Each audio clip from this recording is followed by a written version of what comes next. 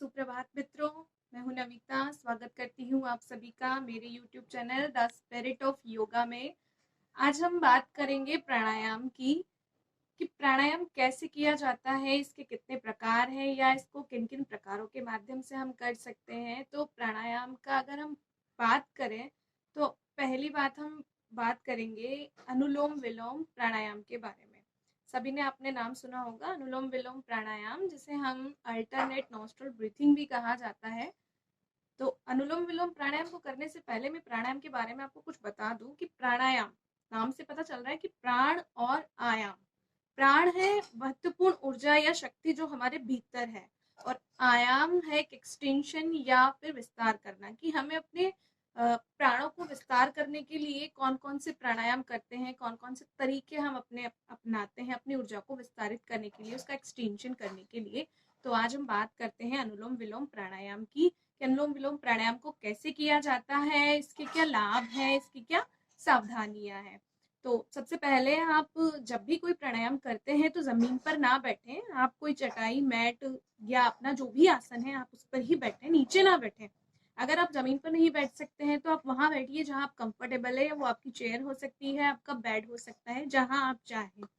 ठीक है। अगली बात आती है कि हमें किस पोजीशन में बैठना है, कौन से आसन में हमें बैठना है। तो जिस भी सुखपूर्वक आसन में आप बैठना चाहते हैं, सुखासन, पद्मासन, सिद्धासन, वज्रासन, इन सभी आसनों में से आप किसी का भी चुनाव कर सकते हैं। मैं जल्द ही आप लोगों के साथ इनके वीडियोस भी शेयर करूंगी।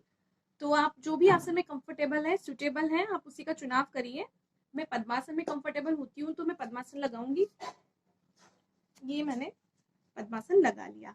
अगली बात हम करते हैं कि ये तो हमने कर लिया, हाथों की अगली बात आती है। तो अनुलोम विलोम प्राणायाम में हम लोग क्या करते हैं, आपने किया भी होगा, देखा भी होगा, अगर नहीं भी किया होगा तो, कि हमारा जो लेफ्ट हैंड है वो तो चिन्ह मुद्रा में इस प्रकार वो हमारे घुटने पर होता है, और जो राइट हैंड है उससे हम मुद्रा बनाते हैं जहां हमारे thumb and middle finger and index finger यानी कि अंगूठा, तर्जनी और मध्यमा, ये तीन काम आने वाले होते हैं। तो हम क्या करते हैं, जो हमारा थंब है उससे हम राइट नोस्ट्रिल को करते हैं यानी कि दायां नासिका स्वर, और जो मध्यमा है उससे हम लेफ्ट नोस्ट्रिल को करते हैं यानी कि बायां नासिका स्वर, और जो इंडेक्स फिंगर है, तर्जनी है, वो हमारे भ्रुकुटियों के बीच में दर्शन केंद्र पर केंद्रित होती है।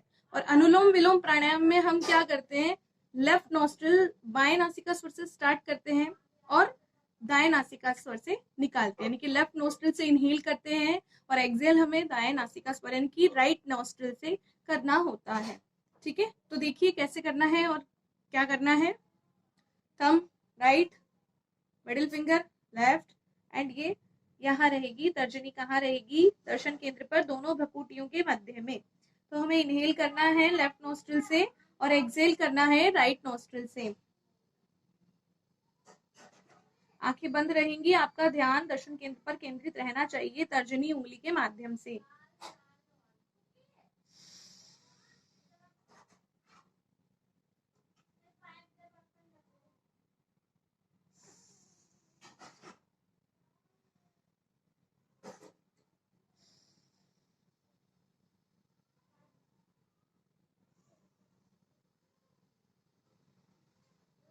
आपको क्या करना है कि लेफ्ट से लेना है, राइट से छोड़ना है, फिर राइट से लेना है, लेफ्ट से छोड़ना है।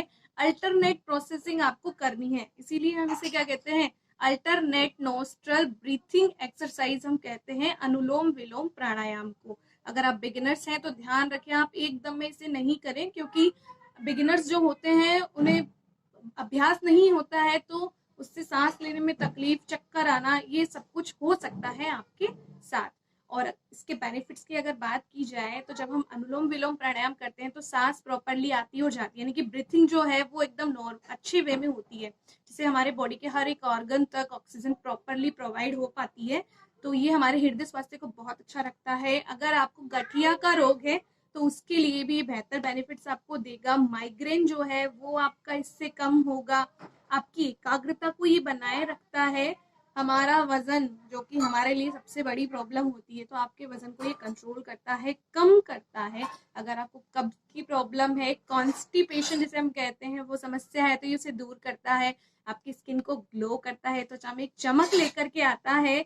अगर ब्लड प्रेशर की प्रॉब्लम है या ब्लड सर्कुलेशन जिसको होता है, तो वो भी इससे कंट्रोल हो जाता है, यानी कि आपका जो रक्त संचार है वो भी अच्छा बना हुआ रहता है। तो इस प्रकार से आप इसको एक्सरसाइज को करिए, डेली रूटीन में आप इसे लेकर आइए, लेकिन सावधानियों को ध्यान में रखते हुए कि प्रेग्नेंट महिलाएं, 12 साल से कम उम्र के बच्चे और जिन्हें भयंकर गंभीर रूप से हार्ट की प्रॉब्लम है, वो इस एक्सरसाइज को डॉक्टर्स के परामर्श के बिना नहीं करेंगे। और एक और खास बात कि आप अगर इसे शाम की या दोपहर की जगह या दिन में आपको जब भी टाइम मिलता है उसकी जगह अगर आप इसे मॉर्निंग में 8 बजे से पहले करते हैं, तो ये आपको बेहतर परिणाम देगा। अदरवाइज आप इसे कभी भी कर सकते हैं, लेकिन अगर आप मॉर्निंग में करते हैं तो ये आपको बेहतर रिजल्ट देता है। तो आप अनुलोम विलोम प्राणायाम की एक्सरसाइज कीजिए, प्रैक्टिस कीजिए, अभ्यास करिए इसका, और स्वस्थ रहिए, अच्छे रहिए। आपका दिन शुभ हो।